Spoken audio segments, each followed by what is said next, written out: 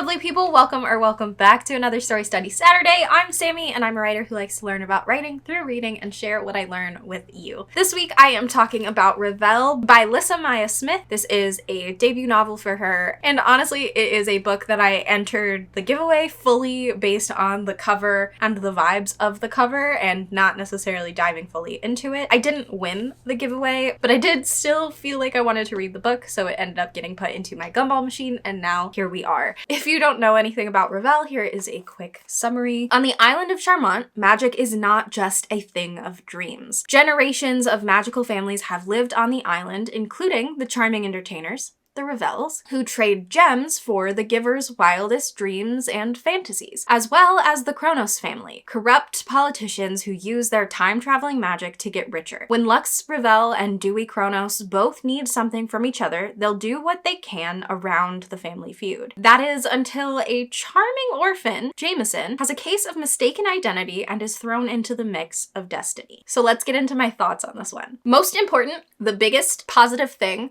and the most vague, I love the plot twist. I am absolutely flabbergasted. I didn't see it coming, but I absolutely loved it, and it was so...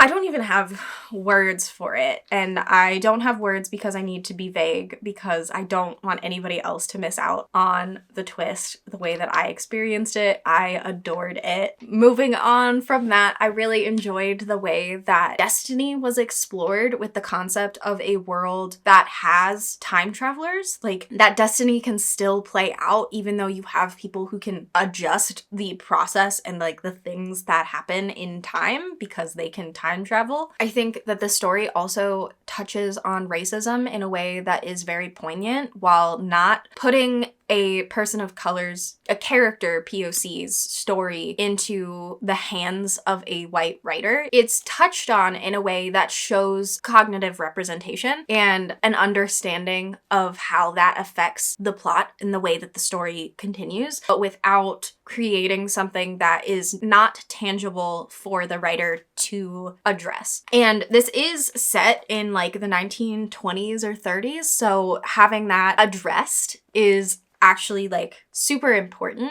for the time frame and for how things are happening, and it shows a level of awareness from the author that I think is very good to have, especially in something that is set in a historical setting where that would be something that would be a big impact. It shows like potential and doesn't negate the actual lived experiences of the people of color in that time frame. I also really enjoyed how Lux's powers worked. Like the way that the magic affected her and the toll that it takes on her when she's doing things, and how all of that links together with the full plot of the story and what it does to her when she uses her magic regularly. I also think that details from the past were given the right amount of gradually that gives you just enough to go off of that will let you proceed effectively, but it's also just enough to leave you wanting more. Like, you're getting what you need in the moment, but you're like, but there's something else you're not telling me. There's something that I need to know still. I want it. And then once you get the next thing, you feel the same way, but it's coming in at just the right time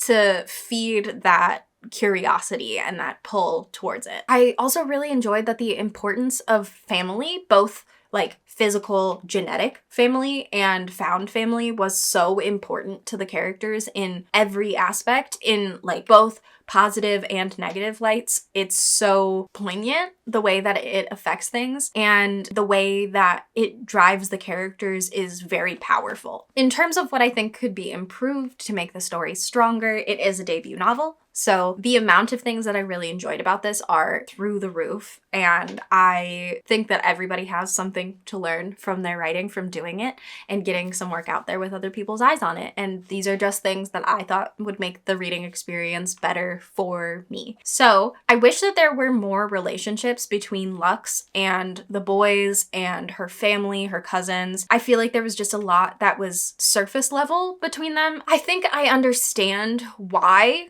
a lot of it was surface level, and it's this disconnect that she created by having the powers that she does and doing what she does as the face of the Revelle show. But even if it wasn't like a direct positive interaction, but maybe like something that felt like there was a hollowness to it, that this distance, forced distance, this created distance between her and her family because of how she uses her powers would have made it feel more something.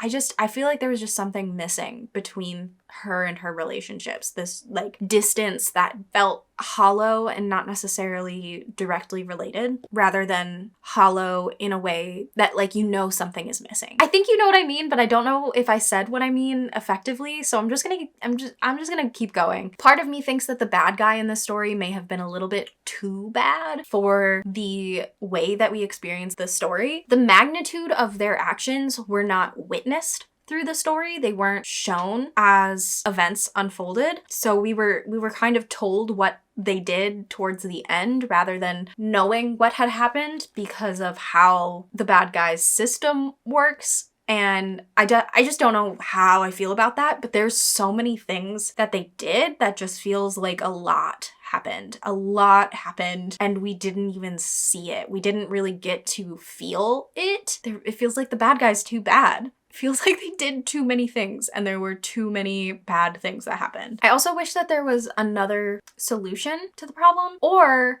that the solution had more of an impact. Keeping it vague because this is towards the end of the book. I just feel like the way that the conflict was solved, it didn't have that much of an emotional impact as much as I think it had the potential to. I think that it could have had something, either a solution that was totally different, or the solution that it is had more of an aftermath that was felt instead of just mentioned. A show versus tell kind of situation where there's potential for it to have been told, but we were shown. And I just wish that we got either a solution that was easier to show, or that this solution had been shown in the outcome aftermath of the very, very, very bad guy. So what do I think writers can learn from this story? I think this is a really good example of a historical fantasy where it's like real world adjacent historical fiction, and also with magical aspects, like magical realism. I don't think that I've encountered enough real world adjacent fantasy that I always love it. I always really enjoy it.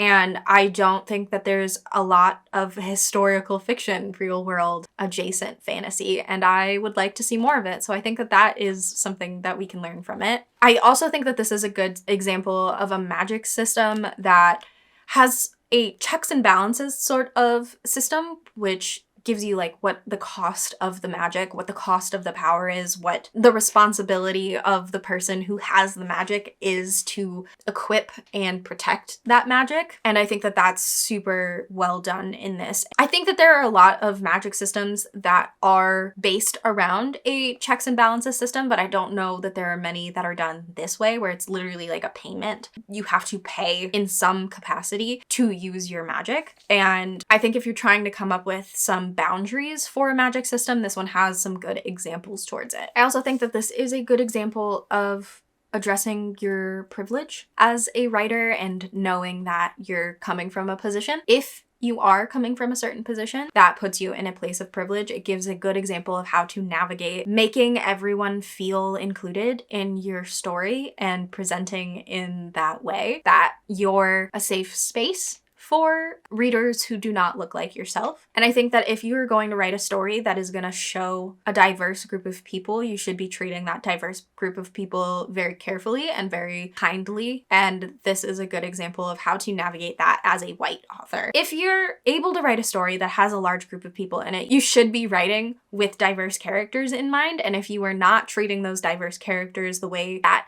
diverse people in real life deserve to be treated, then you should probably not be writing. If you're gonna have a story that only has people who are of the same race as you because you feel like that's the easiest way to do it, then you probably aren't open to the challenge of addressing people and learning about cultures that are different than yours. So maybe take a look at that. It might be a little bit harsh, but that is all that I've got for you today. So if you enjoyed this video, please leave a like. It'll really help me out and show YouTube that maybe more people would also like to see this video. If you don't want want to miss any of my uploads, hit that subscribe button and the notification bell next to it. I post on either Saturdays for Story Study Saturdays like this, or on Tuesdays with a writing topic video. So I will see you guys next week.